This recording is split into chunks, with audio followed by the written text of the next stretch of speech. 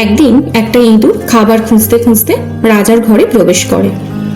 সেখানে সে কোনো রকম খাবার খুঁজে না পেয়ে একটা হীরের টুকরো গিলে ফেলল। এদিকে রাজপ্রাসাদে হীরে চুরি হবার কারণে হুলস্থুল কাণ্ড বেঁধে গেল। রাজা মশাই তৎক্ষণাৎ জ্যোতিষীকে ডাকলেন। জ্যোতিষী গণনা করে দেখল যে হীরের টুকরোটি একটা ইঁদুর গিলে ফেলেছে। সেনাপতি হীরে উদ্ধারের জন্য ডেরা পিটিয়ে পুরস্কার ঘোষণা করল।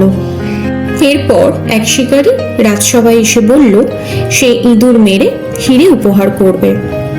শিকারীটি যখন ইঁদুরের খোঁজে বের হলো তখন সে দেখল এক জায়গায় হাজার হাজার ইঁদুর একে অন্যের সাথে দল বেঁধে খেলা করছে, আর একটা মাত্র ইঁদুর আলাদা একটা ইঁটের ওপর বসে, যেন মনে হচ্ছে সে একটা সিংহাসনে বসে রয়েছে।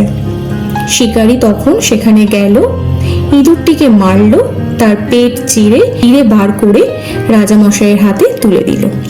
রাজামশাই তখন অনেক খুশি হয়ে শিকারীকে তার প্রাপ্য বুঝিয়ে দিয়ে জিজ্ঞেস করলেন যে এত ইঁদুরের মধ্যে তুমি কি করে বুঝলে যে ওই ইঁদুরটাই হীরে গিলে ফেলেছে?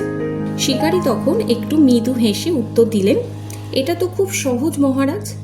মূর্খ যখন হঠাৎ বিত্তবান হয়ে যায় তখন সে নিজেকে অন্যের থেকে আলাদা মনে করে, নিজের জাতির সঙ্গে চলাফেরা ও মেলামেশা করা বন্ধ করে দেয়। এই ইঁদুরটিও ঠিক তাই করেছিল। হীরে গিলে ফেলে নিজেকে সবচেয়ে ধনী আর ইঁদুরের রাজা ঘোষণা করেছিল, তাই সে আলাদাভাবে বসেছিল।